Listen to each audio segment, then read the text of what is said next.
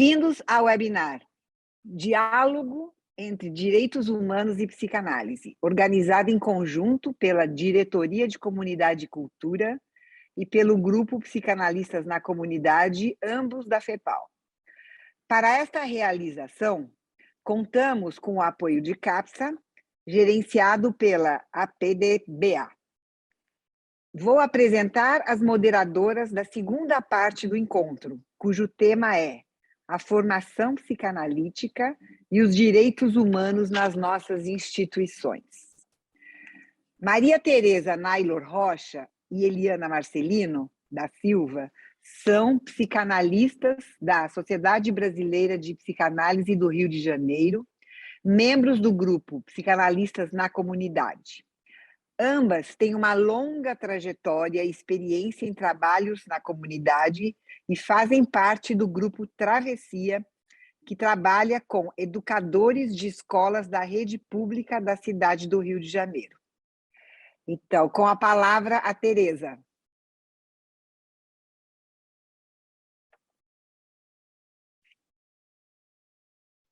É um prazer estar com vocês toda essa manhã, né? A primeira mesa foi muito interessante e vamos dar continuidade, então, agora pensando mais em termos das nossas instituições, dos nossos institutos de formação. E eu queria dizer, né, que quando no mundo em que os interesses individuais se sobrepõem aos coletivos, quando uma sociedade se organiza assim, os seus pressupostos de justiça estão predestinados ao colapso.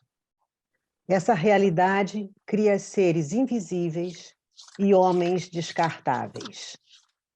Esse modelo atinge a todos, sem distinção, apesar de que com diferentes... Esse modelo atinge a todos sem distinção, apesar de que com diferentes potências de ação. É a coletividade que se encontra atingida, posto que o pacto civilizatório se dissolve. E aí resta a barbárie, como lei de sobrevivência, e ameaça real de colapso de nossa humanidade.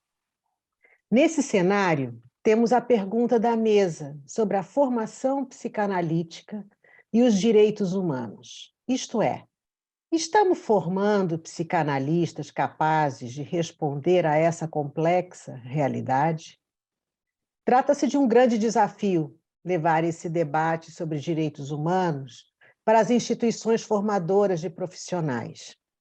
No entanto, necessitamos formar psicanalistas capazes de responder às demandas de adoecimento que nascem do excesso traumático da exclusão, em que algumas vidas valem mais do que outras. Diante dessa realidade social que envolve múltiplos fatores social, econômico, político, as soluções também exigem múltiplas ações. Nesse contexto, a psicanálise pode contribuir. Nessa mesa do webinar, propomos que, para uma formação afinada às urgências de nosso tempo, seja necessário que entre em cena, nos institutos formadores, dispositivos de práticas com experiências emocionais, em settings diversos, e não somente através de reflexões e produções teóricas sobre diversidade. Essas são necessárias, mas são insuficientes. Estamos chamando a atenção para essa mesa e propondo como alternativa para a potência transformadora de espaços terapêuticos que nascem à margem, tocados em contextos de resistência. São práticas que nasceram em diferentes regiões, não como simples ideias, mas como questões de profunda urgência. São práticas que investem numa agenda de fortalecimento das instituições democráticas e no resgate dos direitos humanos. São práticas desenvolvidas há décadas por um punhado de nós e que mostram sua potência transformadora. São práticas que lidam com situações incontornáveis em nome de nossa própria sobrevivência relacional e social, e quem sabe podemos pensar da própria psicanálise. Então, vamos ao debate dessa tarde. Que ele seja fértil e inspirador para muitos outros. Vamos seguir. Muito obrigada. Bom, agora eu vou coordenar a mesa e vou falar mais ou menos como é que a gente vai trabalhar, que vai ser similar à mesa de manhã, não sei se todos estavam aqui. Nós teremos 4 expositores e 4 comentadores. Cada um vai ter 7 minutos e eu vou ficar na função de avisar quando faltar 1 minuto. E após esses 2 blocos, nós teremos a hora de debate, onde as perguntas serão feitas via chat. Nós temos um grupo de relatores e colaboradores que vão tentar compilar as perguntas e para fazer para os comentadores e os expositores. Que seja uma tarde bem frutífera e é um prazer estar aqui com todos vocês. Bom, inicialmente eu vou apresentar os expositores, que é do Comitê da ONU da IPA. A primeira que eu vou falar vai ser Paola. Ela é psicóloga, psicanalista, atualmente é co-presidente do Subcomitê da IPA nas Nações Unidas e membro do Comitê de Coordenação dos Comitês da Comunidade e no Mundo da IPA. Ela é psicanalista da Sociedade de Psicanálise de Brasília e membro do Instituto Virginia Leone Bicudo, da SPB-SB. Paola, está com você a palavra. Boa tarde para todo mundo, pessoal. Estamos aqui de novo. Os que continuam, os que estão chegando, são bem-vindos. Eu quero agradecer imensamente, novamente, bem rapidinho, a FEPAL por ter criado esse espaço para a gente conversar. E queria também aproveitar esse tempinho para agradecer muito o meu grupo do Subcomitê da IPA junto à ONU, que está aqui presente e que tem me ensinado muito e me ajudado muito a pensar sobre essas questões que eu acho que especificamente a gente vai conversar nesse bloco de conversa. Porque... Bom, primeiro eu queria lembrar de uma frase, o Vinhar cair, porque nesse dia de hoje eu lembro do Vinhar o tempo todo com o texto dele, quando ele fala que sempre que os direitos humanos são chamados, algum direito humano está sendo violado. E isso é alguma coisa importante para a gente pensar e tomar consciência, né, do lugar aonde a gente está e a partir da onde a gente fala, a partir da onde a gente comunica, a partir da onde a gente pode oferecer alguma contribuição também. E aí, nesse sentido, eu acho que o fundamental é poder manter um pensamento crítico e autorreflexivo sobre esse lugar. Aqui no Brasil, a gente fala muito no 4º eixo da formação. A gente quer falar sobre isso. Quando a gente fala de 4º eixo, a gente está falando do engajamento institucional do analista em formação e do psicanalista na sociedade. Sem essa participação de nós dentro das nossas sociedades e dentro dos nossos institutos, não há psicanálise possível. E eu queria aqui lançar uma ideia, porque eu acabei de ter ela, na verdade, que seria pensar nesse 5º eixo da formação como a possibilidade de um psicanalista engajado na cultura e ativo em relação às questões sociais.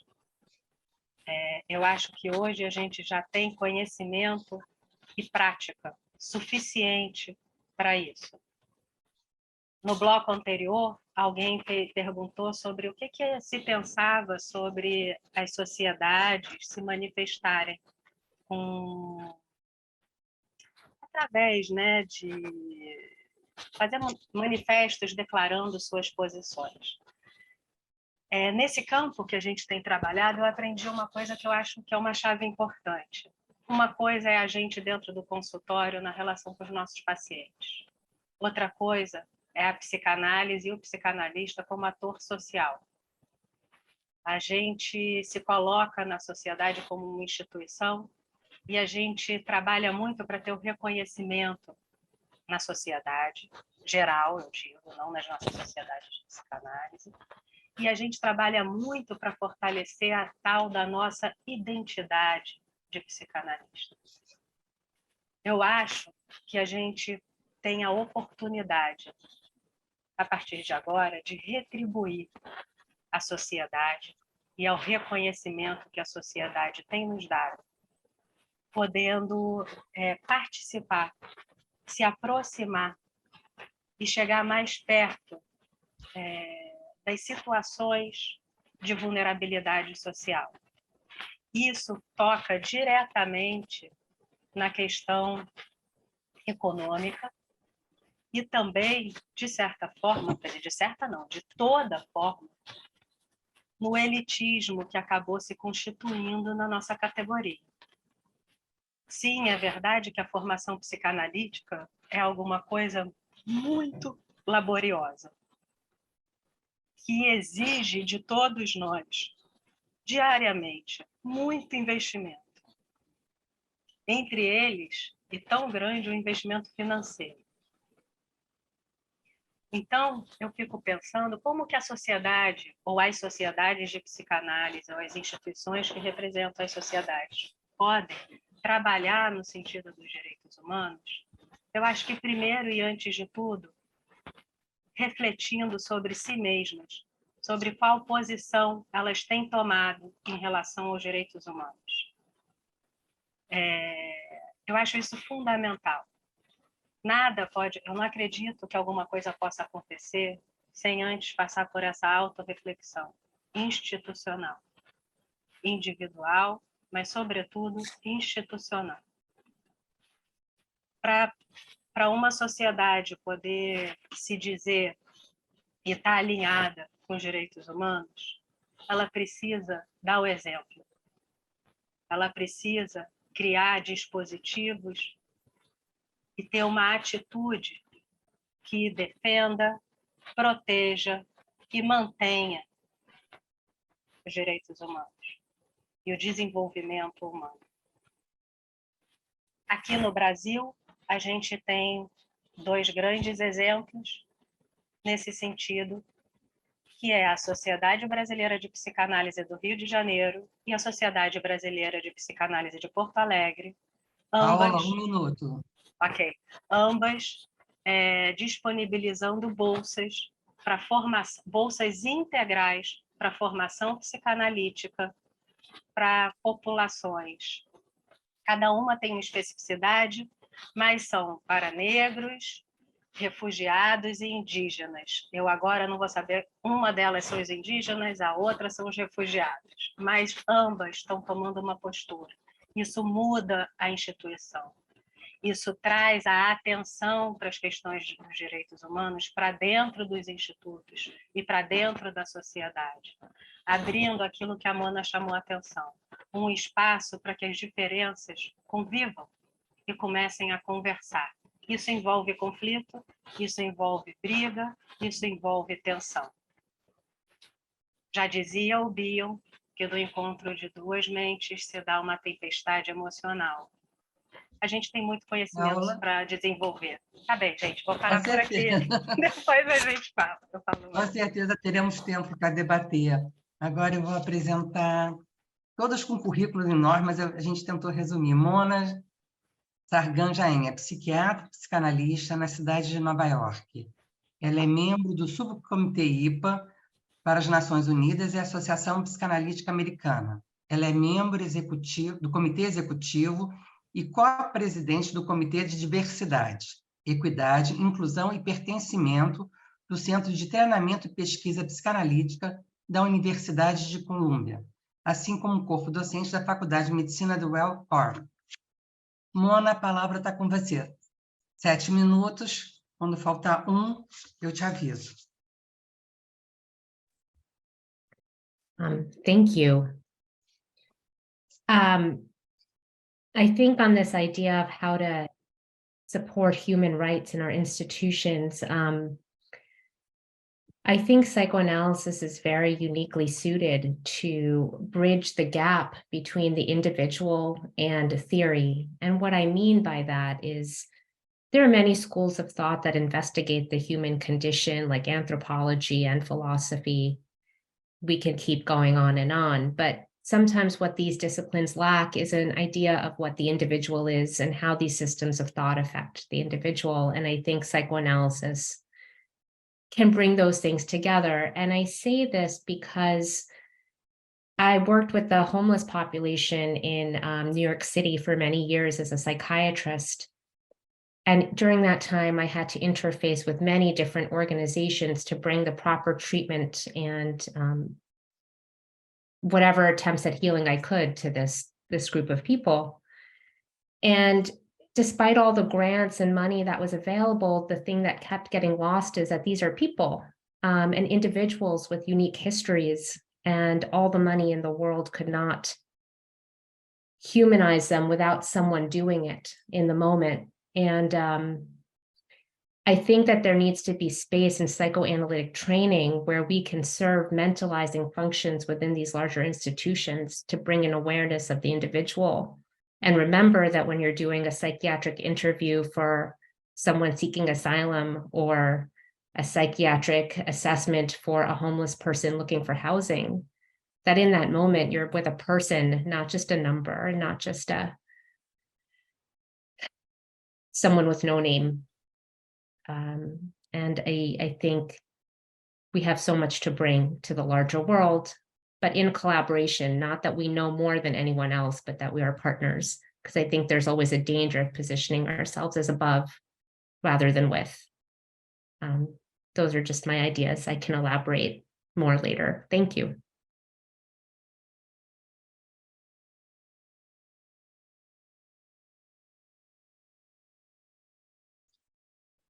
Obrigada, Mona. Agora nós teremos o próximo, que seria a Laura Ravaioli, é psicóloga, é psicanalista, membro da Société Psicanalítica Italiana e da Associação Psicanalítica Internacional, editora da área web da revista de psicanálise. Ela trabalhou dentro da IPA, Imagine Task Force, e do Comitê de Comunicação Pública, e desde 2015 é membro do subcomitê da IPA das Nações Unidas, e atualmente é co-presidente. Laura, com você a palavra. Thank you so much. It's always a pleasure to have the chance to share thoughts about the psychoanalytic training, and especially also about human rights in our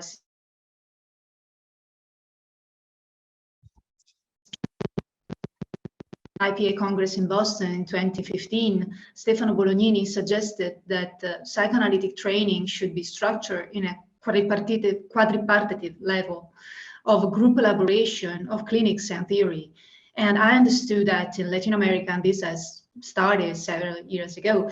And for what has been my training experience, I believe I should use the psychoanalyst ability to work in a team through experiences of group relation conferences, for example, but also including study and research about extension of psychoanalysis to community settings.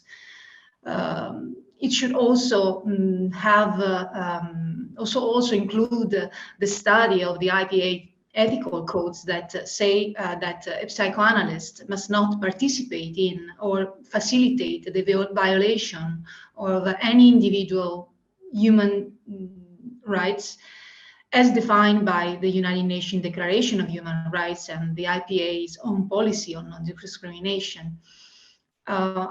Underline that because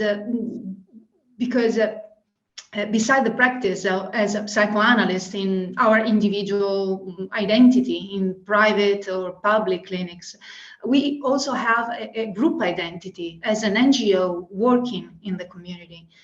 And I think this latter awareness should be constructed since the years of the training. And evidently, the training should always keep an eye on the reality and be flexible to changes that occur throughout the years and all around the world. I think this is what Anton was saying before about the materiality. For example, as I previously said on human rights, especially LGBTQ plus rights, let me say clearer, I hope that never again happen that homosexuality is a reason for rejecting a candidate. But also, I think we need a profound reflection about the reason why Black people or minorities, Native people, are so poorly represented in the IPA. Also, considering economic reason and working to try to resolve this gap, for example, increasing the access to scholarships. For what concerns our subcommittee for the United Nations, I would like to highlight our work about the war in Ukraine, because even if it occurred in the European scenario, it opens a reflection about a political position taken by our institutions. The IPA subcommittee for the United Nations attended events such as the General Assembly, the special session about Ukraine, the Security Council meeting about Ukraine, and tried to gain correct information about the invasion of Ukraine by the Russian army since the first beginning, and share with the IPA colleagues. And through some meetings, it has developed and renewed the collaboration with NGOs, activists, civil society, study group working in the territory of the war all around the world, and has offered the help of the IPA, putting them in contact with local psychoanalytic institutes, colleagues of other IPA committees, such as PACE, the Psychoanalytic Assistance in Crisis and Emergency, that is chaired by Monica Cardenal. And a list of humanitarian organization links for news, article, donation has been shared on the IPA website.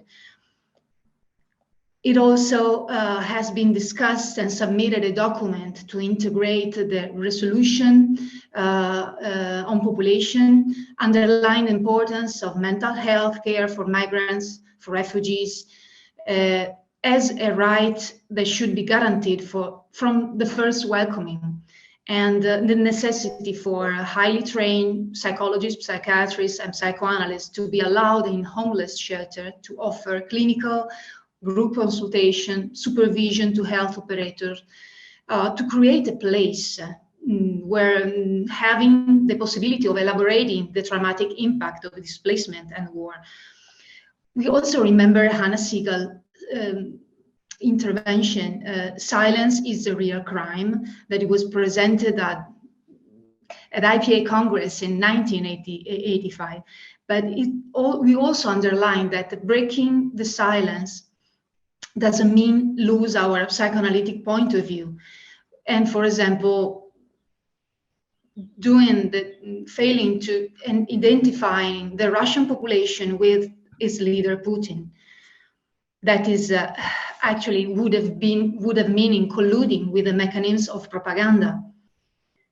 So we continue our dialogue with NGOs and study groups, and we continue to work also with Russian colleagues. One, for example, is the Russian-Italian Psychoanalytic Association, that is a study group chaired by our colleague Pellicano. And I think that this ability to keep the complexity, I know that I'm telling again and again this word, but I think it's very, very important in our work and also in our psychoanalytical training. Thank Laura, you. minutinho. I finished, thank you.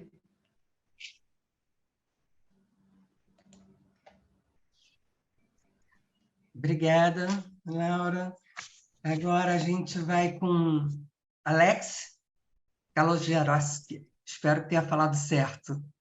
Ele é médico, ele é professor associado clínico de psiquiatria da Wellcome Medicine. Ele é analista, supervisor de análise de criança e adolescente na Sociedade Instituto Psicanalítico de Nova York. Ele é vice-presidente do Conselho Americano de Psicanálise e membro do subcomitê da IPA e das Nações Unidas. Ele está em consultório particular na cidade de Nova York. Alex, com você a palavra.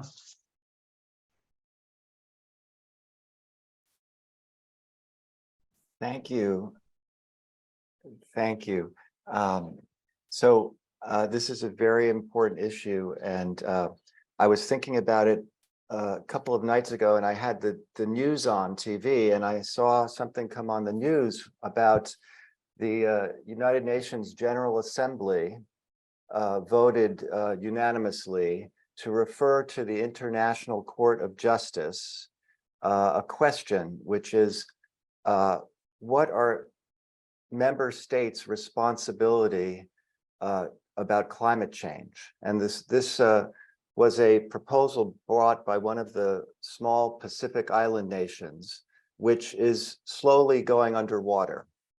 And they brought this to the UN, and the General Assembly voted. And now, in a process that will probably take about a year, the International Court of Justice is going to have something to say about the responsibility of different nations, obviously large, wealthy nations, which are more of the polluting nations that have contributed to global warming. So a few years ago, if I had heard that on the news, and I was also thinking about work, I would not put those two things together. I would have my views about what's happening with climate change, and I would have my work.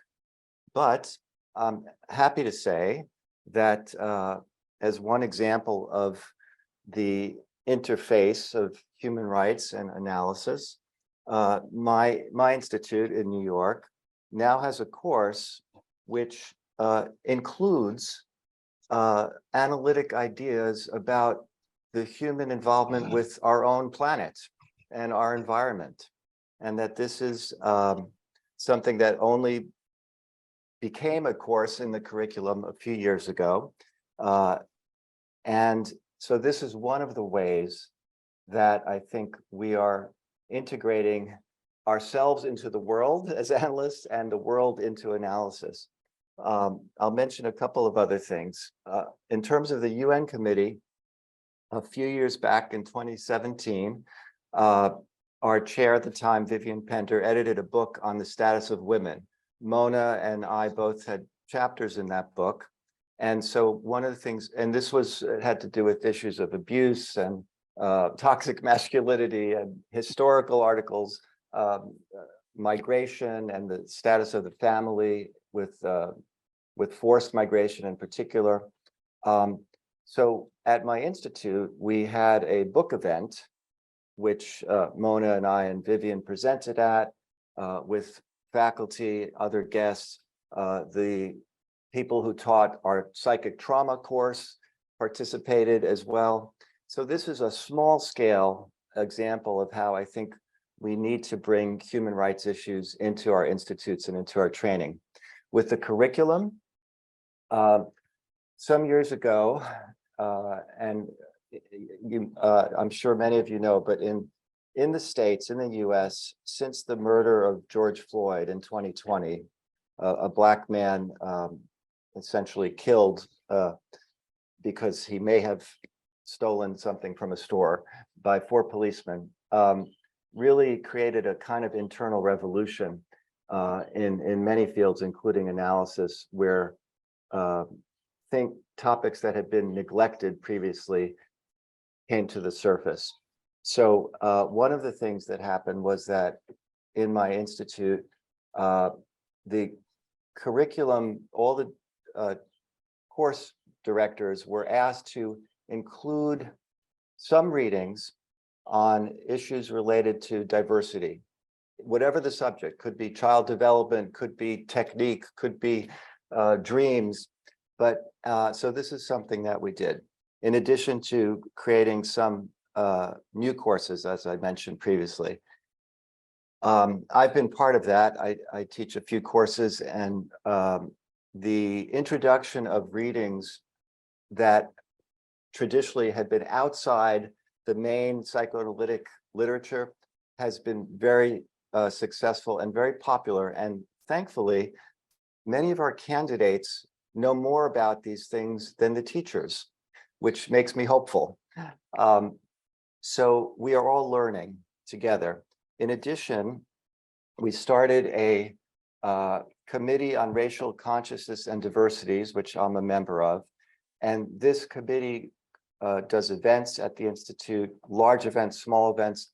One of the things we've created is small study groups of no more than 8 members, in which we meet monthly to read together and learn together about issues related to human rights, diversity, marginalized populations. And this has been really an eye-opening and enriching experience for all of us. I think I have about a minute. I'll mention one other thing, not about my institute, but the American Board of Psychoanalysis, which is a national certifying board. We have also introduced into our core psychoanalytic competencies that we ask applicants to show to us when they take the examination. Sections on racial and ethnic diversity and also gender issues, that we are now considering these to be core competencies that are necessary for demonstrating overall psychoanalytic competence and getting certified. And I could say more about all of that later, perhaps. Thank you.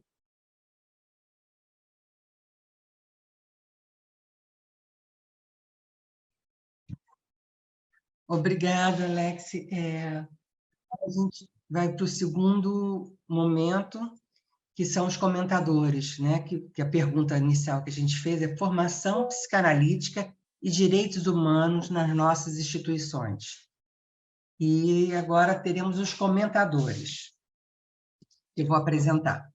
Rosemarie Nassif é psicóloga, psicanalista, secretária-geral da Associação Libanesa para o Desenvolvimento da Psicanálise, doutoranda na Universidade da Sorbonne de Paris, Nord, atualmente fazendo pesquisa sobre o impacto da realidade externa na relação psicoterapeuta e paciente. Rose, a palavra está com você.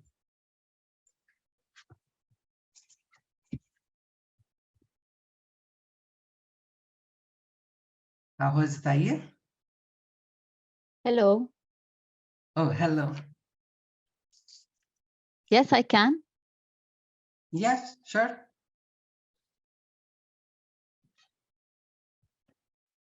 Sim? Yes. Hello, Can talk. everyone. I just have to just want to take out the interpretation. Okay. Okay, great. So first, I would like to thank the organizers of the webinar for inviting me to participate, and in particular, Andrea El-Malouf, who is keen to make the voice of Lebanese psychoanalysis heard. The two themes discussed today are of enormous importance because they highlight the involvement of psychoanalysis in the community. And we notice how essential it is for us psychoanalysts to get out of our offices and our individuality to meet the collective. As previously mentioned by the speakers, it is important for psychoanalysis to assume its social and civic responsibility. I was invited to comment on the second theme, which involves training in psychoanalysis and human rights. And I will be tackling the subject from another angle: how to continue training and transmitting psychoanalysis in countries like Lebanon. A country where collective movements and collective traumas are very present and basic human rights violated every day. These past years, the country has been going through multiple crises that affect all dimensions of the daily life of its citizens. It started with the October Revolution in 2019, followed by a socioeconomic collapse, which continues until now with no end in sight. This is accompanied by shortages of fuel, medicine, food, and health products, and much more. In addition, the explosion of the in October 4th, 2020, destroyed a large part of the capital. On top of this, there was the coronavirus pandemic, which seemed the least harmful among the other crises. Each event in itself brings back older traumas from the time of the Civil War from 1975 to 1990 and all the other wars that followed. Lebanon is located in an unstable geopolitical area, and it is a country that has always experienced political and security instability. Many psychoanalysts have wondered and written about the war. Maurice Khoury, who is the current president of our society and one of its founding members, wrote in 2019 an article called Wars, Cultural Pluralism and Psychoanalytical Practice. In this text, he tries to show how, with and in spite of the Lebanese war, of 1975, which broke out on the basis of religion, confession, and regional interests, psychoanalysis was nevertheless able to establish itself in a country with continuous political and military upheavals. When the war was raging, clinical practice was obstructed by the armed conflicts, and it was difficult for patients to reach their sessions, which did not prevent the foundation in 1980 of the first psychoanalytical society in the Arab Middle East. Since then, and from this first society, groups and associations have emerged. The latest one, the Lebanese Association for the Development of Psychoanalysis, ALDAP, has set itself the goal of transmitting psychoanalysis according to internationally recognized models. Founded in 2009, it is attached to the IPA since January 2010. Maurice also describes moments of his training as a psychoanalyst when he had to go to the sessions with his analysts. He remembers the bombings that occurred during or before the sessions. The conflict was at its height between the desire to go to the session and the desire to abstain, knowing the risk. Marie-Thérèse Khair-Badawi, who is also a founding member of our society, in her text, Being, Thinking, Creating, When War Attacks the Setting and the Transference Counterattacks, questions the work of the analyst when he lives in a context where the unexpected commences. What happens to the analytic framework when it is subjected to the unpredictable? How to protect it? What happens when the analyst and the analysand are caught in the same traumatic situation? She gives examples, clinical examples, of situations in which the analyst is no longer the guardian of the objective framework, but becomes the framework to ensure the continuity of the analysis with the patient. To return to the question of the psychoanalytic training today, ALDAP had just changed its status from a study group to a provisional society with the IPA. And the analysts in training had become full members when the series of events we mentioned earlier were triggered in Lebanon.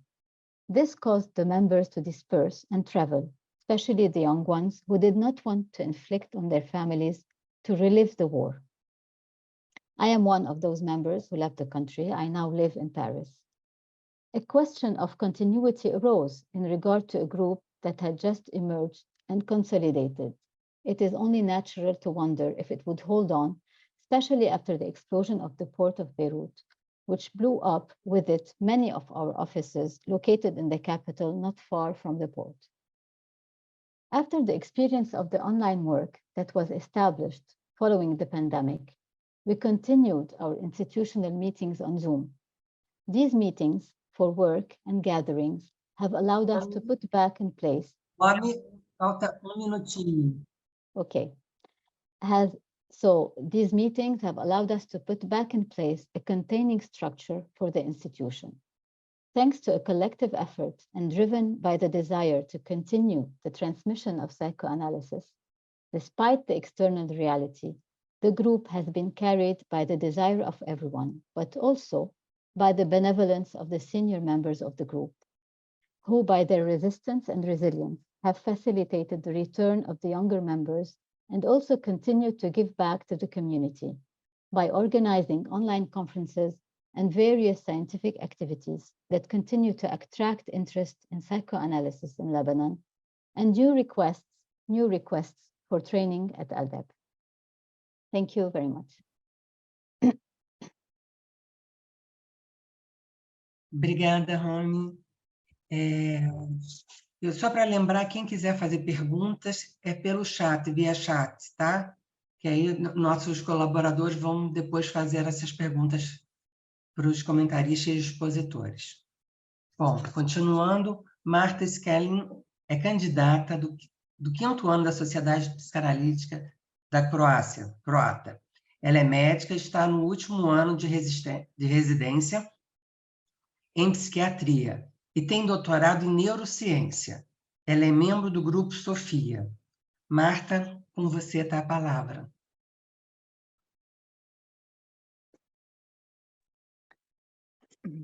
Un minuto.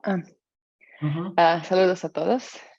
Yo intentaré hacer mi comentario en español, pero como es mi tercer idioma, por favor, sea paciente conmigo. Yo me gustaría agradecer a todos para el valioso contenido que nos presentaron y para la oportunidad de participar en ese evento.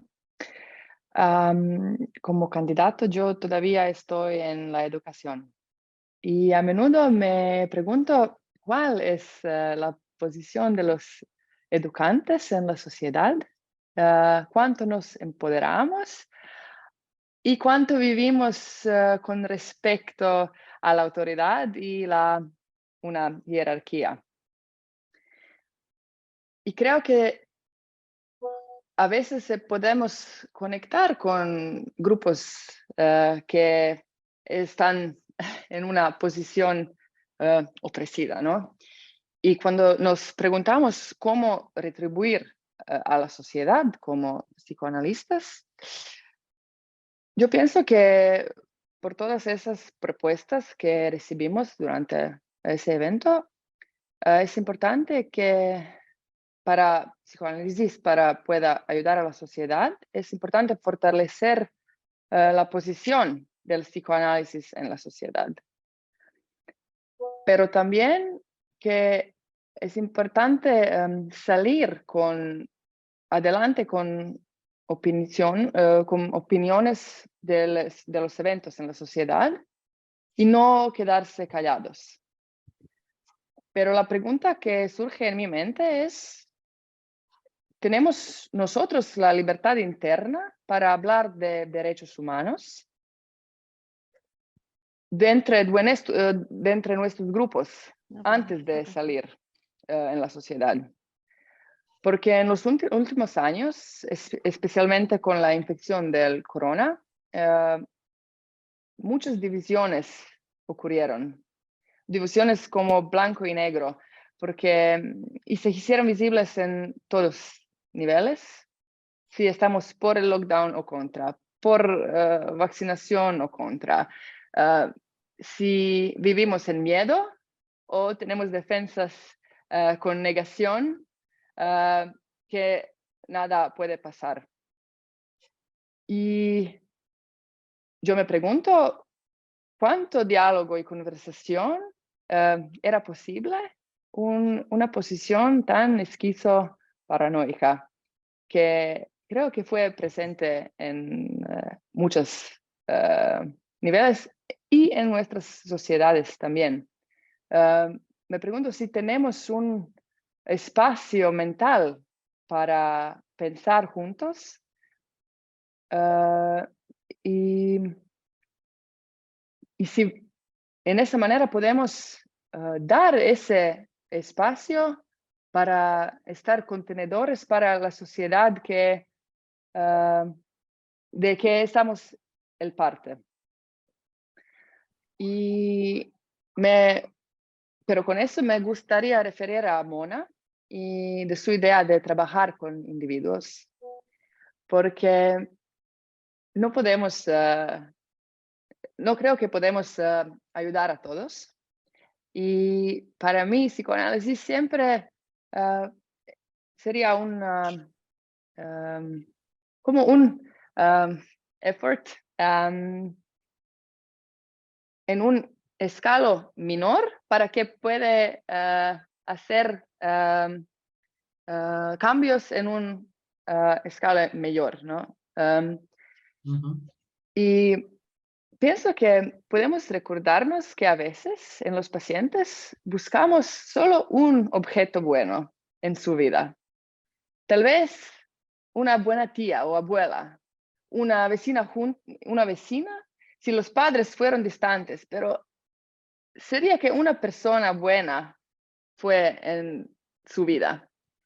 Y alguien que fue una fuente de calidez, un espacio para mentalización y desarrollo.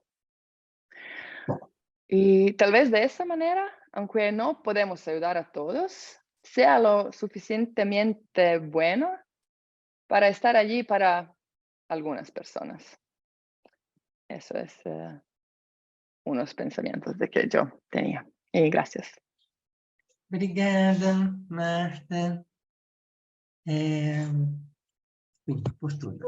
Agora iremos para Miriam Medina. É de Cabo Verde, mestre em Ciências Sociais, formada e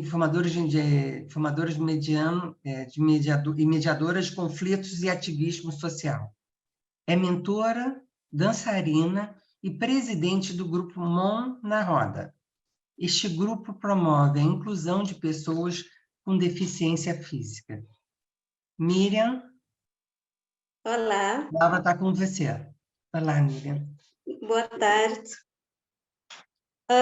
Grata à organização pela oportunidade e em especial a Teresa Rocha que me formulou o convite para estar cá hoje a falar sobre o grupo Mão na Roda.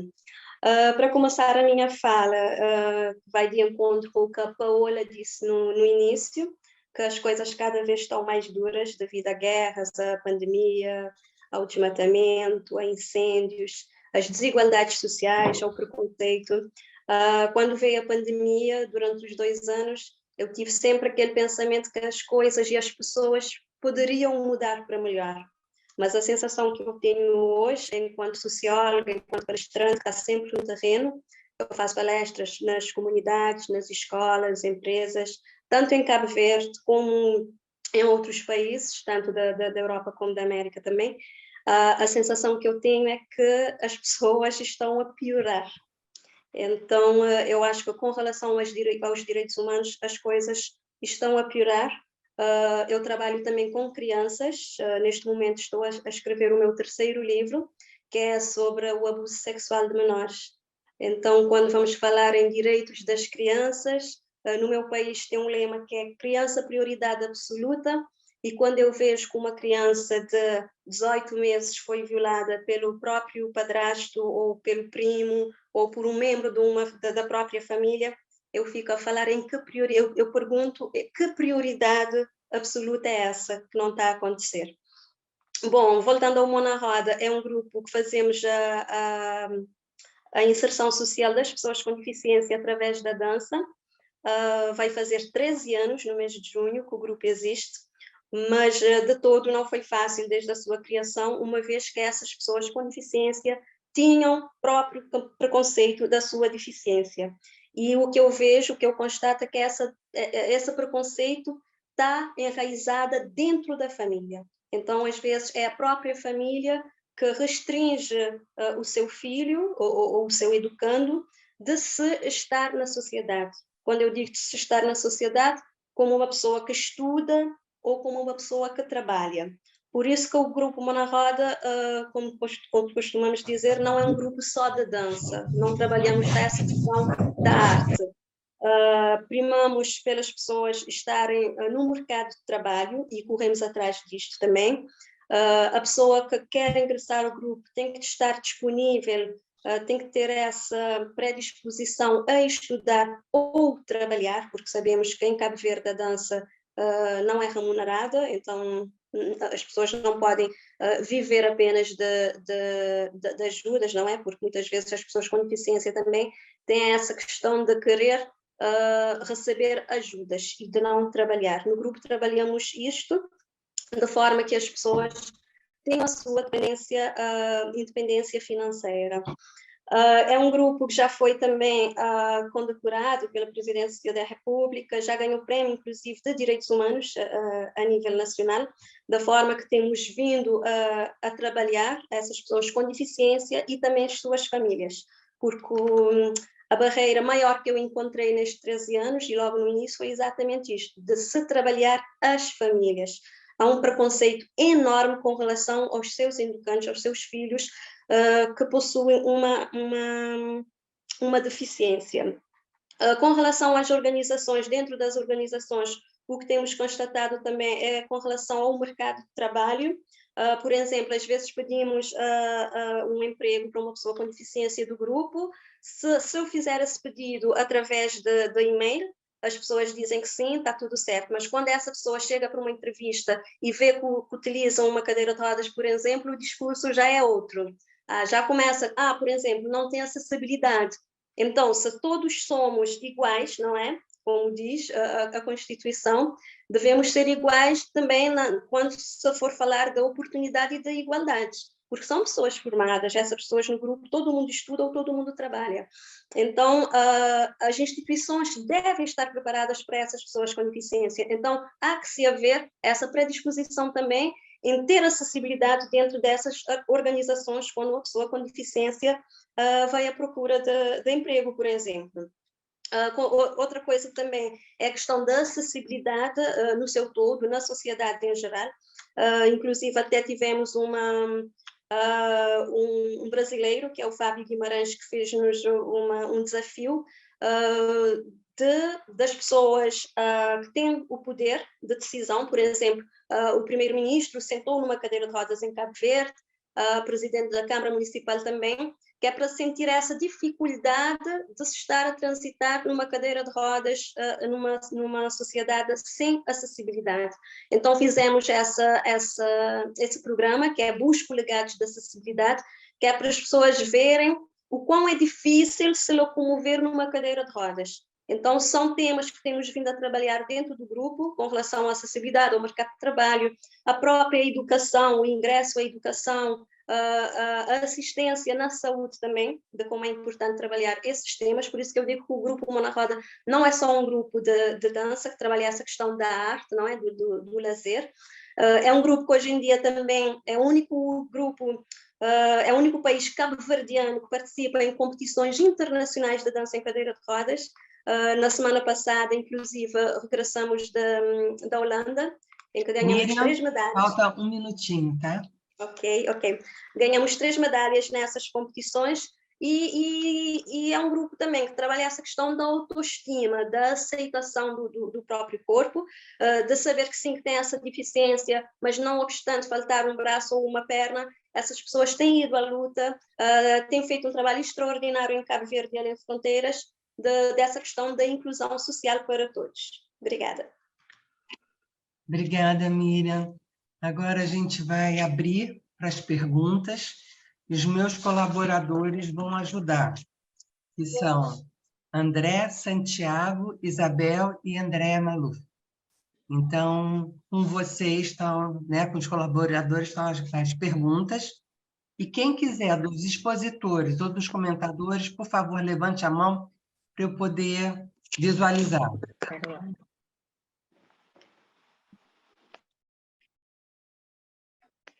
Perdón, me parece que tenía, faltaba Não, mi desculpe, comentario. desculpe, Maridel, desculpe. Maria Ide Cantelli, desculpe, ela vai como... Até me confundi aqui, desculpe, gente.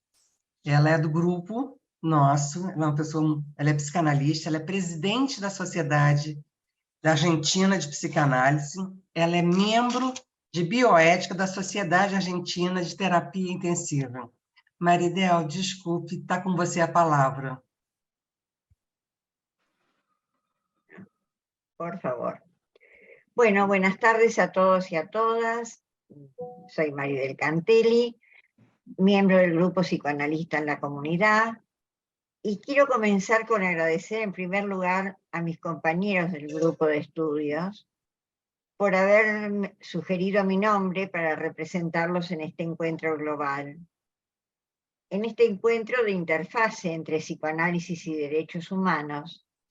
Sin embargo, a la vez, tengo que agradecer en nombre de nuestro grupo a todos los participantes que, estimulados por las preguntas sugeridas, nos han traído una visión desde distintas sociedades y continentes. Estoy, me imagino que como ustedes, altamente conmovida por las diferentes intervenciones, que nos fueron confirmando el tremendo sufrimiento que hasta el día de hoy soporta la humanidad en todas sus latitudes. Pero como soy muy obediente, trataré de atenerme al comentario que este espacio sugería. Derechos humanos, psicoanálisis, ¿cómo lo incorporamos a nuestras instituciones y espacios de formación? Las presentaciones que hoy desplegaron en este aspecto dejaron mayoritariamente coincidencias. Casi todos coincidimos en que el psicoanálisis, como teoría y como práctica, valora al individuo por su palabra, por su identidad sexual, por su participación social. Por lo tanto, es necesario reconocer que desde sus comienzos el psicoanálisis consideró fundamental la integración de la memoria individual y la memoria de la historia colectiva, y fue intentando establecer lazos entre ambas. De ahí que en su esencia siempre se interesó por los derechos humanos. Cada uno de nosotros tenemos siempre memoria de lo que pasó en las generaciones que nos precedieron, ya sea en nuestras familias o en los ámbitos públicos contemporáneos. Pero como sociedad a veces desmentimos o negamos las desgracias de las generaciones anteriores, practicando un negacionismo incomprensible. En las exposiciones que hemos escuchado con respecto a este tema, se percibe desde la presentación de Paola en adelante la ampliación del concepto de derechos humanos, no solo como se lo menciona en el lenguaje habitual, sino teniendo una resonancia con las tragedias históricas que aún hoy en día sufrimos, guerras, genocidios, torturas, pero también pudiendo complementar estos aspectos con temas actuales como el cuidado del planeta, la administración adecuada de los recursos, ya sean los recursos naturales, sanitarios, económicos, los problemas que hoy nos atraviesan con respecto a los migrantes en casi todas las partes del mundo. Decía Marcelo Viñar en un texto presentado hace unos años en FEPAL, y que lo mencionaron hoy también aquí. Es doloroso hablar de derechos humanos porque siempre cuando se los menciona es porque han sido violados o violentados. En una coincidencia plena con las palabras de este maestro y asesor de nuestro grupo, desde hace más de 6 años, nosotros hemos considerado importante la constitución de una red que incorpore a los diferentes grupos de analistas pertenecientes a las distintas sociedades de FEPAL para que puedan llevar la mirada, la acción y la comprensión psicoanalítica al trabajo en y con la comunidad como una práctica directa del respeto a los derechos humanos. Planteamos que somos conscientes que no todos los miembros de una comunidad se van a poder psicoanalizar.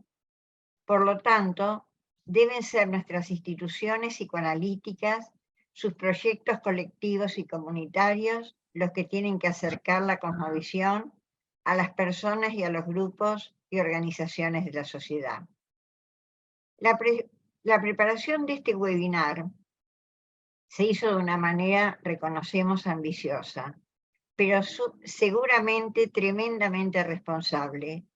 Su objetivo fue plantear prácticas y conceptualizaciones a los diferentes grupos que trabajamos en la comunidad. Y así nos hemos dado cuenta que fuimos coincidiendo con todos nuestros expositores, para que se puedan así continuar integrando estas experiencias en la formación de los analistas de manera sistemática, integrados en su currículum, usando todas las posibilidades como acá fueron sugeridas, talleres, seminarios, cursos y sobre todo como una formación integral que incluya la visión de la comunidad. Que cada sociedad integrante de FEPAL pueda articular estas experiencias que permiten no ignorar y por lo tanto no desperdiciar el trabajo de psicoanalistas de las distintas instituciones, que así pueden enriquecer la formación de colegas para el trabajo en la comunidad, generando de esta manera que el psicoanálisis sea más visibilizado y se pueda garantizar una vía de continuidad, reconociendo que a veces esto genera pugna de intereses contrapuestos y que a veces la coyuntura histórico-política concreta de cada una de nuestras instituciones de pertenencia lo dificultan y ponen obstáculos que desde hace años venimos luchando por que desaparezcan. Pensar en psicoanálisis y derechos humanos hace necesaria una permanente construcción. Hace necesario reformular el contexto epocal que transitamos. Últimamente, la pandemia. No, es un buen ejemplo. La mayoría de nuestros colegas se sienten sensibilizados por ese tópico, pero aún se teme entrar a territorios ajenos a la especificidad de nuestro método. Sabemos que esto es una tarea cuidadosa que tenemos que hacer los psicoanalistas. Maridel, falta un minutinho, tá? Bien, que trabajamos en la comunidad. Debemos realizar una tarea continua para que en nuestras instituciones se puedan superar los prejuicios, sobre todo los prejuicios hacia el cambio. Incorporar los derechos humanos como tema a pensar desde el psicoanálisis implica cuestionarlos, pero sobre todo ser gestores de incorporar estos criterios en espacios de los institutos de formación. Por último, en las exposiciones que me precedieron quedó claro que la articulación de derechos humanos y psicoanálisis no se circunscribe y limita a la violencia política como antes lo usábamos frecuentemente, por lo menos en mi país, sino que abarca realidades más extensas que hoy colisionan nuestra vida democrática. Con algo ya indiscutible, en la interfase psicoanálisis-derechos humanos, debemos incorporar el concepto de salud mental, porque la salud mental es uno de los principales derechos humanos. Gracias. Obrigada, Maridel, pela contribuição tão rica. E agora, passamos a palavra aos colaboradores para as perguntas. Vamos lá?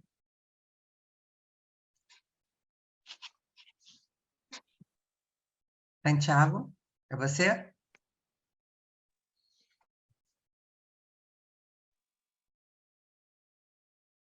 Ainda, né, participando, e uma das primeiras perguntas, assim, que a gente pensou um pouco até voltado para a Miriam, é o valor da experiência emocional.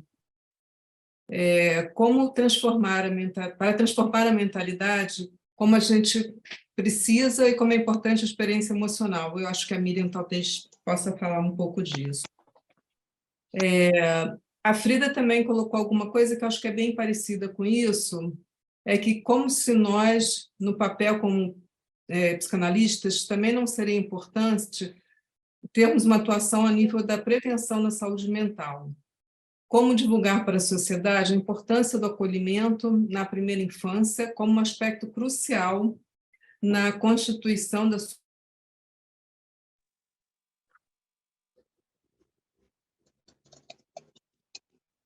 Você ficou mutada, Isabel.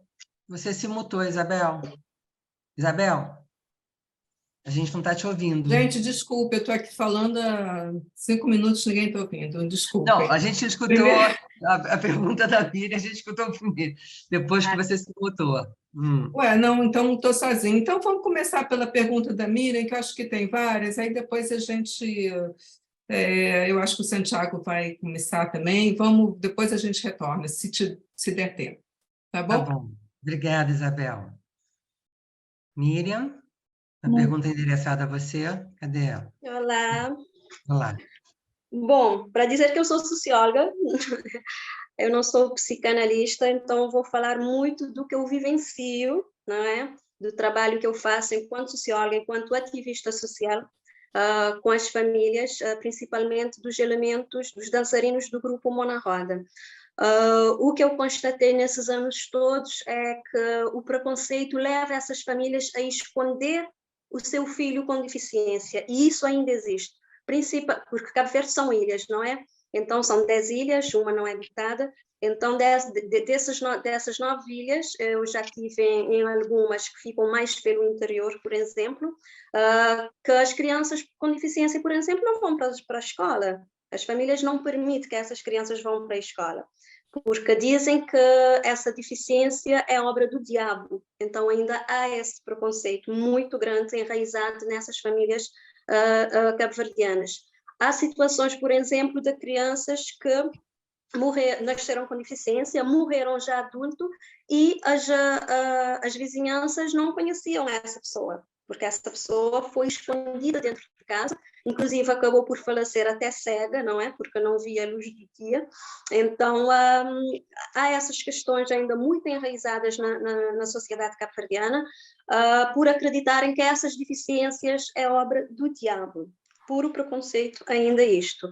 Então, essas pessoas com deficiência não têm acesso, por exemplo, à questão do psicólogo, de consultas regulares, por exemplo, para entender essa deficiência. Então, da exclusão, por exemplo, de não deixarem essa criança frequentar a escola, de frequentar, por exemplo, lugares de lazer. Então, essas crianças, elas vivem enclausuradas dentro de casa. Não há uma vida social para essas crianças e esses jovens. Então, foi todo este trabalho que o Mão na Roda teve, com as famílias dos dançarinos que fazem parte deste grupo em especial, e depois, com o decorrer do tempo, começamos a fazer palestras sobre motivação também. Motivação, isso sim. Me pediram você, se puder importar, porque a gente tem outras perguntas, né? Ser breve. Ok. Só para concluir. Então, derivado dessas palestras que fazemos na sociedade, nas escolas, começamos a trabalhar essa questão também da autoaceitação. Então, hoje em dia, muito mais pessoas já falam sobre essa questão da deficiência e conseguem uma aceitação melhor. Obrigada. Obrigada, Miriam. Desculpa, porque... Não, imagina. Enfim, esse lugar é meio chato de cortar. Bom, temos mais perguntas. Eu ia pedir para as pessoas tentarem reduzir o tempo para a gente poder ter mais perguntas e diálogo entre a gente. Obrigada. Está bien. Hola, ¿me escuchan? Sí. Tenemos una pregunta de Isabel Mancione, que le pregunta a Romy cómo fue formarse en un contexto de guerra y qué dispositivos contaban. Y después tenemos una pregunta más general que la va a decir Andrea después de contestar.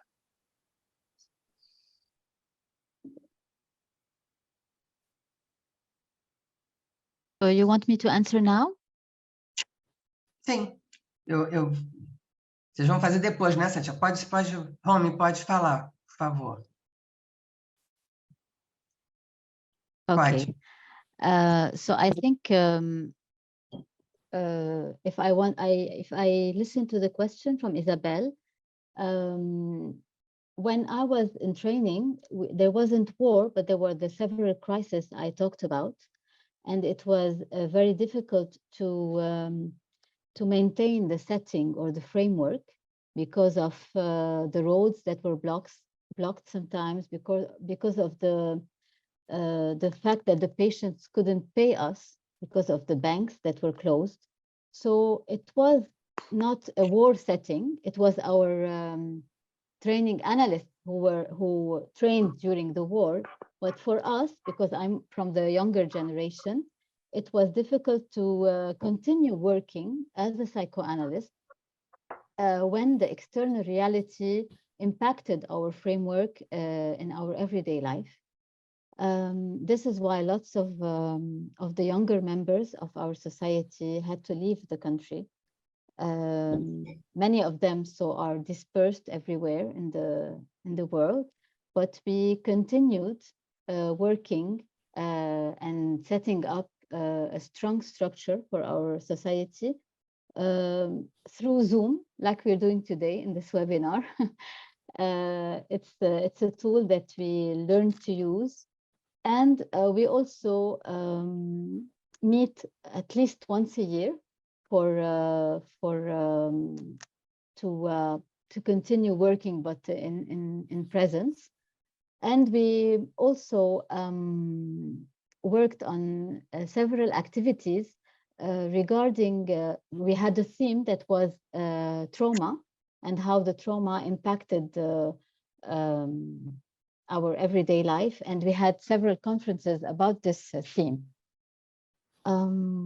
This is what comes to my mind for now. Thank you. Muchas gracias. Obrigada, Romy. Quer dizer, nós vamos dar continuidade. E se algum expositor ou comentador quiser perguntar entre si algo, também poderia, tá?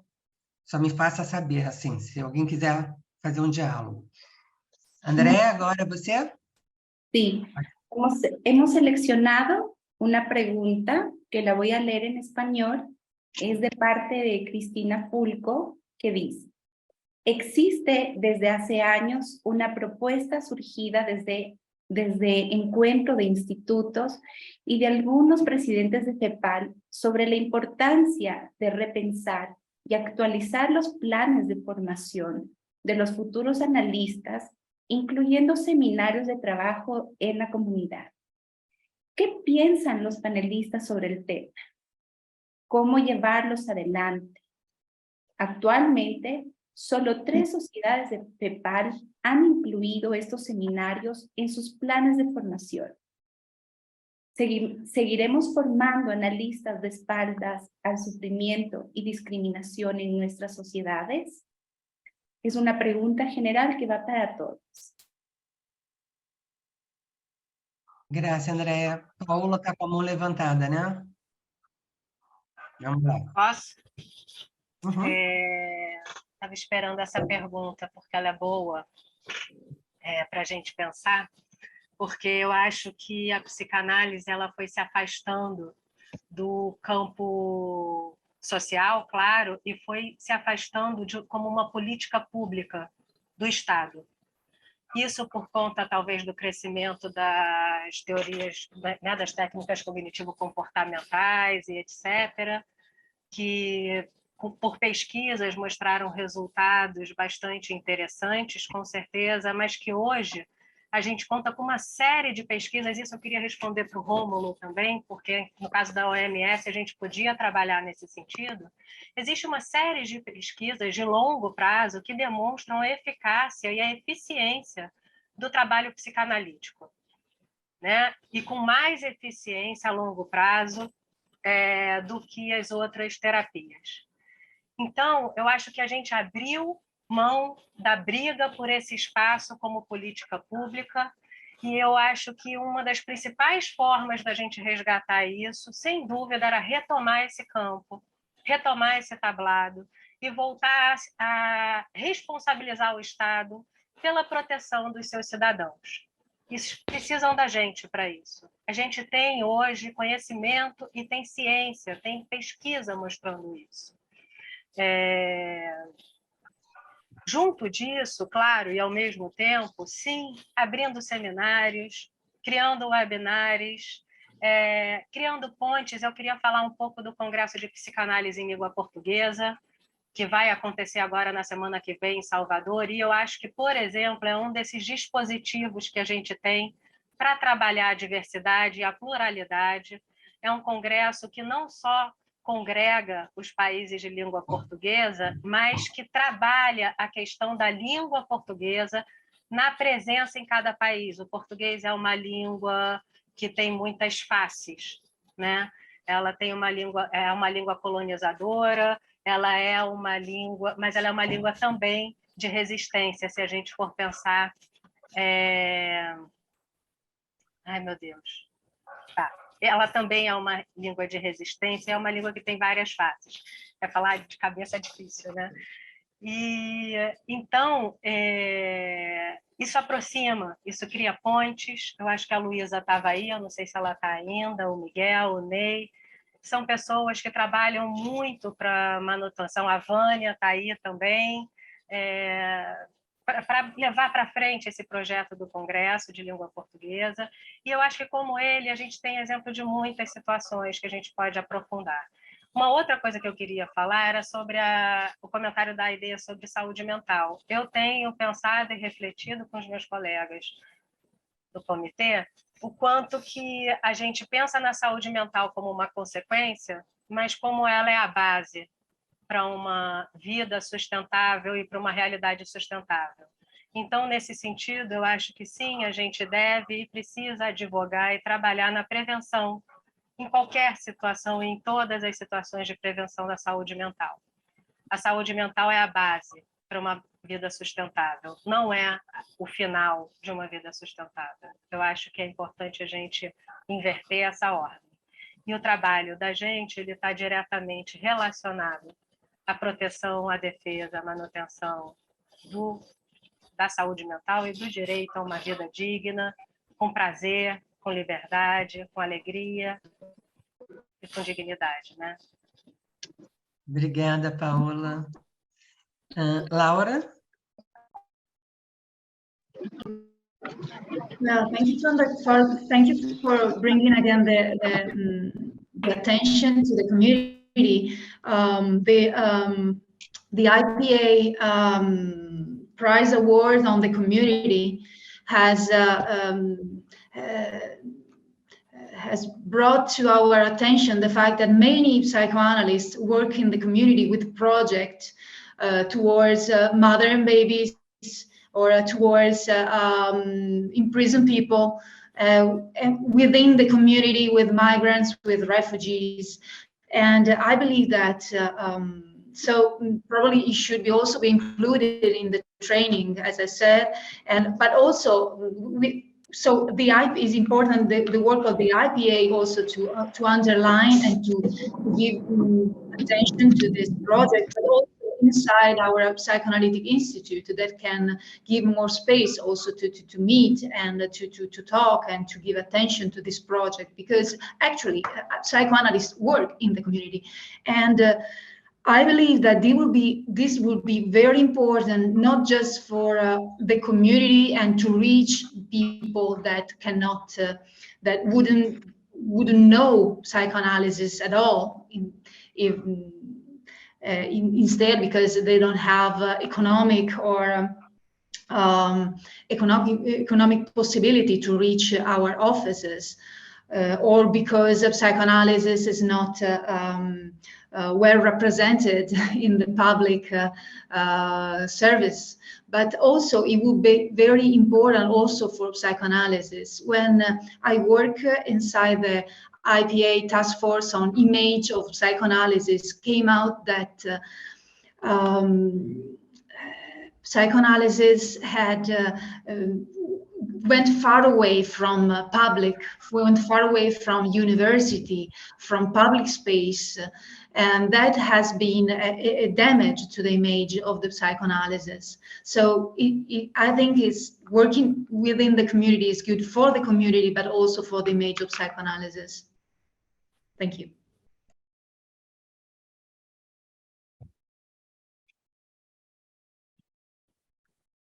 Obrigada, Laura. Oi? Bom, mais alguma pergunta ou comentário? Alguém quer falar mais algo? Isabel, tem...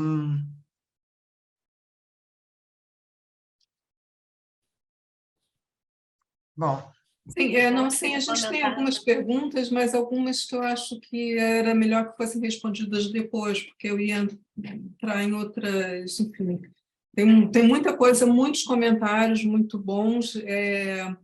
Miriam, depois a gente vai passar para você o comentário de Marta Miller, que eu acho que vai ser muito bom, de repente vocês se trocarem aí, mas eu acho que, assim, pelo adiantado, é bastante coisa. Agora, eu não sei, Santiago, se vai querer falar. Podríamos leer algunos comentarios en español, así... Bueno, leo algunos comentarios. Mónica Cardenal escribe: Quisiera comentarles que desde la actual gestión de la IPA se ha creado un comité llamado PASE. Este es un comité de acción desde el cual estamos trabajando en distintas regiones del mundo con comunidades en crisis, generadas ya por catástrofes naturales o provocadas por el hombre. Junto con estas comunidades, las sociedades psicoanalíticas de la zona en emergencia y organizaciones humanitarias internacionales, pensamos y organizamos estrategias de intervención psicoanalítica. En cada región es diferente, cada cultura y lengua es diferente. Nos acompañan analistas de todo el mundo, de IPSO y profesionales de distintas áreas como pediatras y maestros. La tarea es muy compleja. Como ustedes describen, el nivel de pérdidas y malestar es muy intenso. Implica enfrentarnos a nuestros propios límites y sufrimientos. Tenemos a favor que el psicoanálisis nos ofrece las herramientas necesarias para trabajar sobre esto. Nuestros institutos resultan claves entonces. Es un gusto escuchar los expositores, algunas de las cuales conozco cercanamente y a otros las he descubierto hoy. Obrigada, Santiago. Agora a gente vai dar a palavra a Tereza, que vai fazer um breve comentário sobre esse turno da tarde, e depois a gente volta a palavra para a Lula para alguns encerramentos e para falar, tá, Lula? Tereza, depois Lula. Obrigada. Obrigada a todos. É muito interessante, né, estarmos no segundo tempo de uma temática tão instigante e tão desafiante, principalmente quando pensamos, né, na importância de levar essa questão, esse tema de direitos humanos para a formação de psicanalistas. Certamente existem muitas iniciativas dentro das instituições psicanalíticas, né, de seminários e de reflexão teórica. Mas eu gostaria de insistir na importância da experiência emocional, do trabalho de campo, do trabalho em território, que é a possibilidade de uma mudança de mentalidade. Quer dizer, a história anda muito mais devagar do que a gente gostaria, mas a gente pode empurrar um pouco o trem da história, fazendo com que as experiências dos nossos candidatos, dos futuros psicanalistas, né, possam ter essa experiência de um trabalho clínico em diferentes territórios, que isso faria a grande diferença de participação da psicanálise no meio social. Como diz o Anton, a psicanálise precisa chegar ao povo novamente, né? Chegar à população. Nós nos afastamos, né, do organismo vivo da sociedade. Só um comentário breve a respeito, né, da importância desse trabalho que nós estamos hoje aqui, né, tendo a oportunidade de conversar com o comitê, esse subcomitê da IPA na ONU, a importância das instituições internacionais, não para que elas tragam soluções, elas não vão trazer soluções, nunca trouxeram. Muitas vezes, inclusive, dependendo da sua política interna, elas ficaram muito passivas e coniventes, mas elas podem também se colocarem como espaço, né, de mobilização e de pressão política para que as coisas da humanidade, né, para que aquilo que nos faz humanos possa ser mais valorizado. E acho que esse trabalho de hoje me traz essa esperança, né, de que precisamos muito nos unir localmente, mas também coletivamente. Uma última coisa que eu gostaria de chamar a atenção para uma série de experiências, inclusive a sociedade da qual eu faço parte, a SPPRJ, tem uma grande iniciativa, né? Teve uma grande iniciativa de acessibilidade à formação, fazendo disso a possibilidade de um concerto histórico, ou de interferir numa história de exclusão. Mas eu gostaria de chamar a atenção para um determinado aspecto. Certamente, essas iniciativas, e essas boas iniciativas, elas têm muitos corações e mentes. Necessitam de muitos corações e mentes, mas elas também necessitam de financiamento. Elas necessitam de suporte material para que elas possam ter continuidade. E isso é alguma coisa que eu acho que precisamos cuidar, para que essas iniciativas, essas grandes iniciativas, não fiquem fazendo parte de um ponto na história, assim, um dia aconteceu isso, né? Mas que elas possam fazer parte de uma mudança de mentalidade real dentro das instituições psicanalíticas. Eu queria agradecer muito esse espaço que eu pude usar para falar essas pequenas reflexões, espero que tenha sido um pouco possível de acompanhar a minha emoção de falar sobre tudo isso, e volto então a palavra, né, a Lula, para chamar o nosso querido e inspirador psicanalista latino-americano, que é o nosso querido amigo Marcelo Vinhar.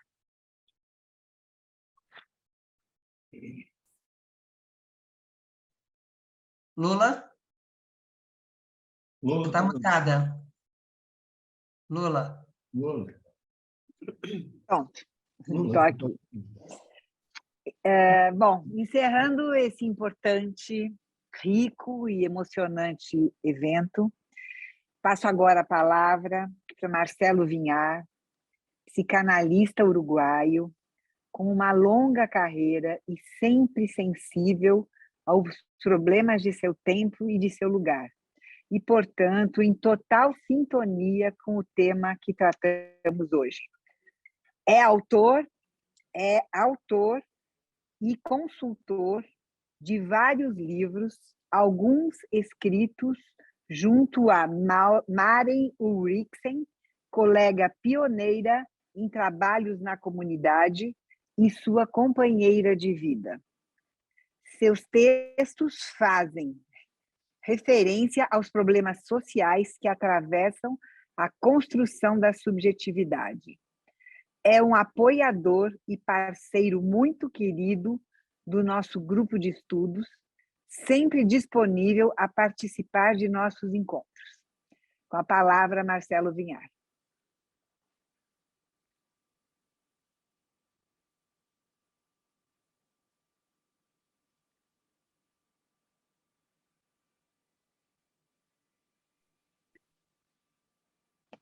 Está silenciado, Marcelo.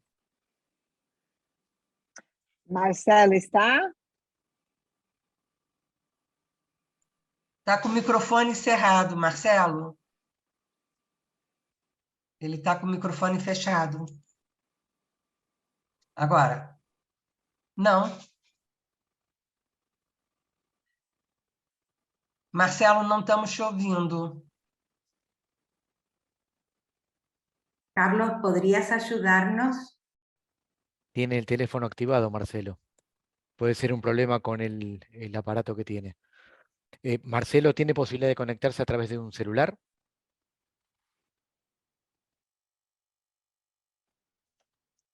Não estamos ouvindo. Ahí está, Marcelo ya está conectado. Sí, pero no se lo ¿Puede hablar? Não se escuta. Pero no habla. Marcelo, ¿se puede conectar a través de un celular?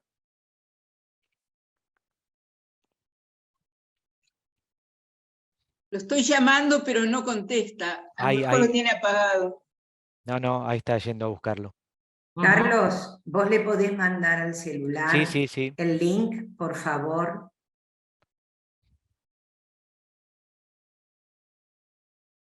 Bueno, como dicen algunas leyes, que sucede siempre algo que uno no previó.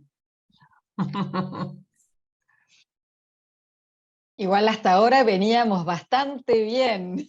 Muy bien, muy bien. Vamos continuar, bem. Pero sin estas cosas no sería un webinar. Exatamente. Marcelo, você está mutado ainda. Estoy llamando al fijo, a ver si lo escucha. Faz parte do nosso treinamento para suportar situações estranhas.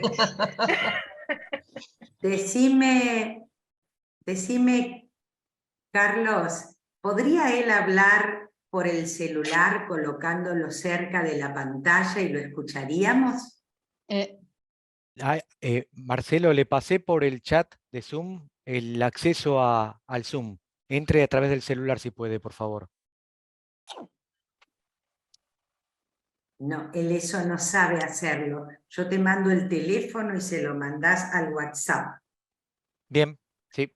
Un minutito. En realidad hoy lo escuchamos y en la prueba y salió muy bien, Marcelo. Capaz que conectar el auricular nuevamente a la computadora, poner y disponer, capaz que se movió algo allí, porque hoy lo escuchamos muy bien en la prueba, Marcelo. Pode ser o volume também, alguma coisa do volume que ele tenha. No, el volumen está bien.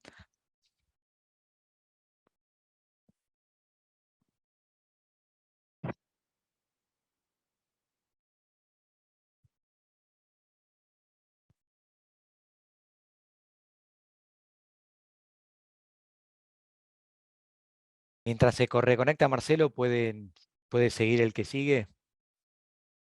Bueno, Diana tiene que hacer unos agradecimientos. ¿Podrías, Diana, hacerlos ahora? O querías, Isabel, ¿querés que vuelva a pasar el video que me habías pedido en el break? Bueno, Não, acho que é a Diana, né? Aló, ¿se escucha? ¡Ay, se escucha!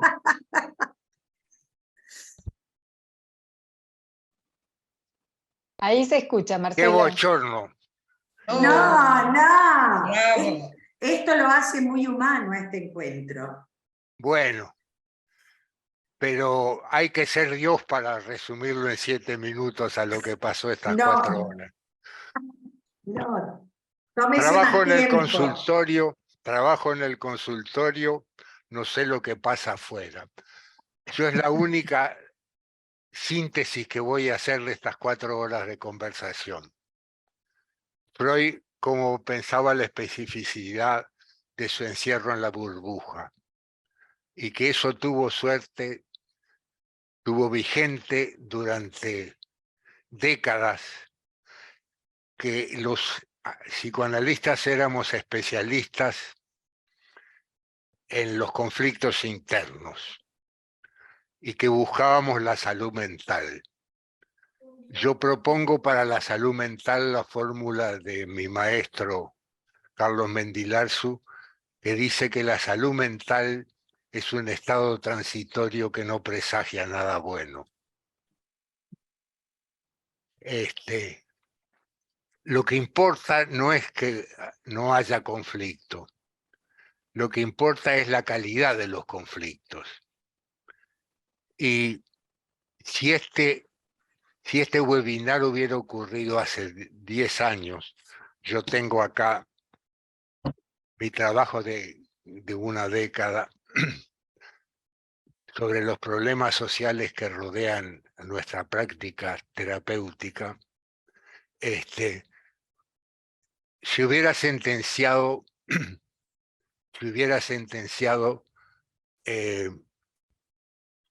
esto no es psicoanálisis, el anatema de expulsar. Meltzer sostenía que había un mundo interno independiente e impermeable a la realidad exterior. Yo creo que van a apreciar mucho más la brevedad de mi intervención luego de este cansancio de 4 horas de charla. Yo tengo acá el trabajo y se los puedo enviar porque el cansancio es mucho, pero les doy el título: Entre el ciudadano y el sujeto de la experiencia freudiana. Puentes y abismos. Los puentes y abismos que hay entre la realidad exterior, la realidad que se pretende objetiva, la realidad que se pretende histórica, y la realidad psíquica que funda el escenario freudiano, ese espacio es el que estamos tratando de conquistar. Por eso toman vigencia, toman vigor los temas como el racismo, como el diferente como enemigo. ¿Qué tiene que ver un sufrimiento neurótico con el malestar ordinario? Entonces, me parece que tenemos que entre todos fundar un psicoanálisis propio a la historia del siglo XXI, a la historia de un nuevo, porque mi último libro tiene como título ¿Cómo nos cambia un mundo que cambia? Entonces, lo que decía Teresa sobre cómo estamos apuntando a destruir el planeta, no voy a repetir la lista de fenómenos. La pregunta que le debemos a la comunidad es cómo se construye los cimientos de la personalidad cuando el fin del mundo está anunciado. No sabemos si de una manera certera o si se van a encontrar soluciones a los problemas del desastre ambiental e histórico. Yo dejo por acá, estamos todos muy cansados, yo ya estoy en la vejez, y agradezco mucho la cordialidad, y me es imposible resumir en 7 minutos la riqueza de este intercambio. Lo que importa que un destinatario de nuestro intercambio es que hay una buena parte de colegas que siente la burbuja del consultorio psicoanalítico, como lo decía Freud hace un siglo. Yo creo que bañarse en lo social, que bañarse en lo injusto del mundo actual, que la progresión de la inequidad, de la desigualdad, anula todas las libertades que hemos conquistado, no solo políticas. Y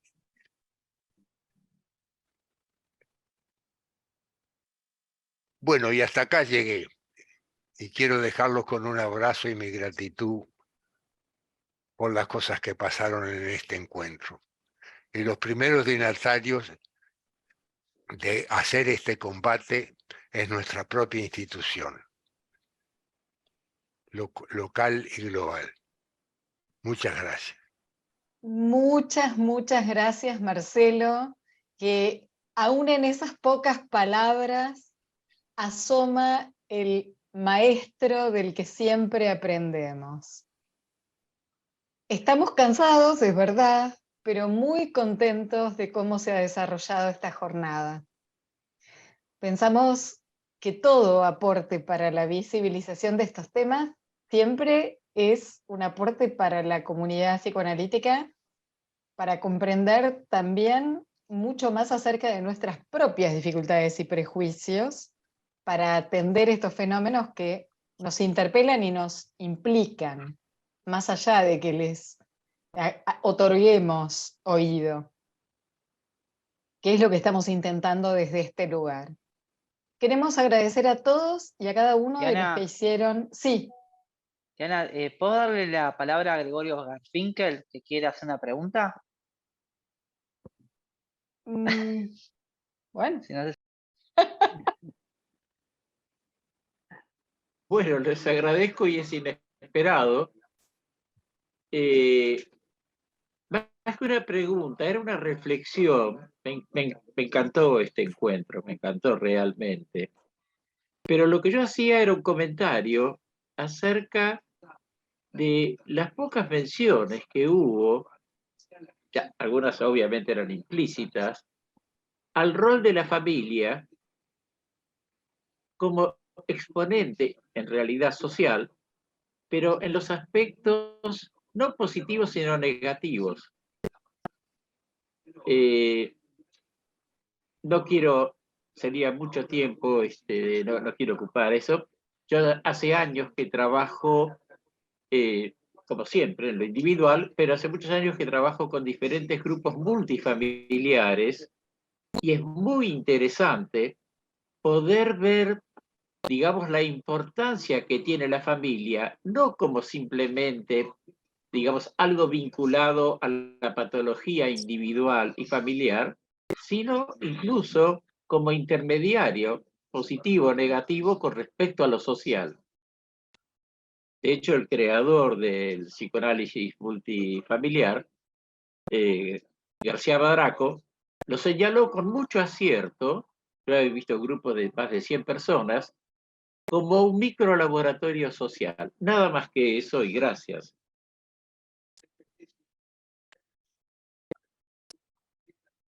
Bueno, muchas gracias, Gregorio, por el aporte. Igual para tomarlo en cuenta en el futuro. Bueno. Ya que hablaste, me encantó ver a varios hijos analíticos muy crecidos y te felicito por todo lo que has hecho. Muchas gracias. Bueno, vuelvo a los agradecimientos, incluyéndote. Queremos agradecer entonces a todos y cada uno de los que hicieron posible este encuentro, a los maestros de ceremonias, a los moderadores, a los expositores, a los comentadores, los coordinadores. Muchos de ellos fueron presentados a lo largo del evento y otros han estado en el backstage, detrás de escena, justamente sosteniendo todo, tal como nuestro equipo técnico, dirigido por Carlos Marchese, el equipo de traductores dirigido por Gabriela Hedge, la comisión de comunicación con la producción de esos videos hermosos que pudimos ver, el coro de APTEBA, el coro de cámara de APTEBA, la comisión de difusión, la directoría de comunicaciones de FEPAL, presidida por Adriana Pontelli.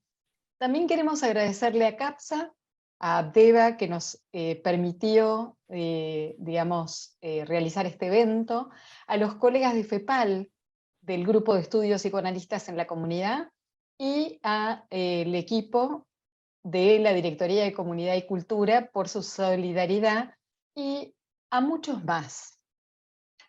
Pero hay un grupo que queremos agradecer especialmente, que son todos los analistas en formación de las diferentes sociedades que participaron como relatores. Ellos son Andrea Pollastro y Marta Müller de Porto Alegre, Camila Castelumendi de Perú, Fernando Pérez de Buenos Aires, de APTEBA, Antonio Ramírez de México, Víctor Cruz de Río de Janeiro, Natalia Mudarra de Panamá y Karina Gioacchini de Córdoba. Ellos son quienes enriquecerán aún más esta experiencia mediante la construcción de un documento final que incluye no solo los temas tratados, sino algo tan preciado por los analistas como es la inclusión de la subjetividad de quien hace el relato. Nuestro agradecimiento a ellos por esta tarea. Es un documento que daremos a conocer a futuro cuando esté terminado. Y por supuesto al querido público que nos acompañó durante todo este evento. Y queda entonces despedirnos hasta un próximo encuentro en el que sigamos trabajando juntos en pos de hacer, con el aporte de cada uno, un poquito mejor este mundo que todos habitamos.